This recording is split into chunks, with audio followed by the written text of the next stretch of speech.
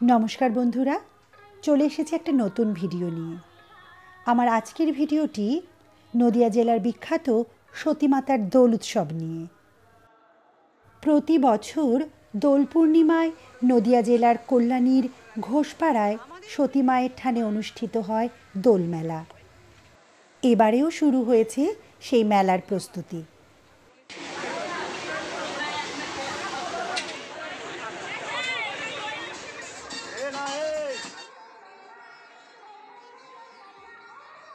মেলাটি শুরু করেন কর্তাভজা সম্প্রদায়ের অনুগামীরা।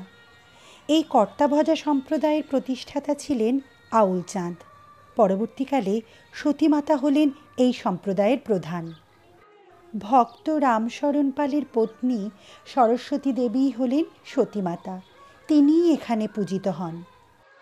যে ডালিম গাছের নিচে তিনি সিদ্ধি লাভ করেছিলেন, সেই ডালিম গাছেই ভক্তরা পূজা নিবেদন করেন। ডালিম গাছের ডালে মাটির ঘোড়া বেঁধে ভক্তরা মানত করেন এখানে। পাশেই রয়েছে হিমসাগর নামক পুকুর। পুকুরটিকে পবিত্র পুকুর বলে মনে করা হয় এবং এখানে স্নান করে ভক্তরা ডালিম গাছের বেদিতে পূজা নিবেদন করেন। দোল পূর্ণিমার সময় এখানে পূজা নিবেদন করার জন্য দূর দূরান্ত থেকে ভক্ত সমাগম ঘটে। মেলা উপলক্ষে বহু ফকির, বাউল, সন্ন্যাসীরও আগমন ঘটে। স্থানীয়রা এই সময় মন্দিরকে কেন্দ্র করে উৎসবের আমেজে মেতে ওঠেন। দোকানিরা বিভিন্ন জিনিসের পসরা সাজিয়ে বসেন।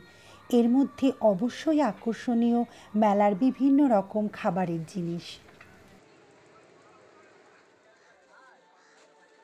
আর মন্দিরের সামনে যে বিরাট মাঠ রয়েছে, সেখানে শিশুদের মনোরঞ্জনের জন্য বিভিন্ন রকমের রাইডেরও ব্যবস্থা রয়েছে।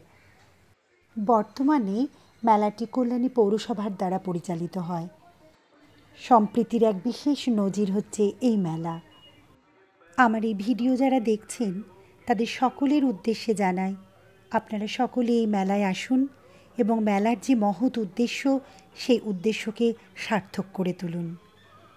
ভিডিওটি যদি ভালো লাগে তাহলে চ্যানেলটি সাবস্ক্রাইব করার অনুরোধ রইল।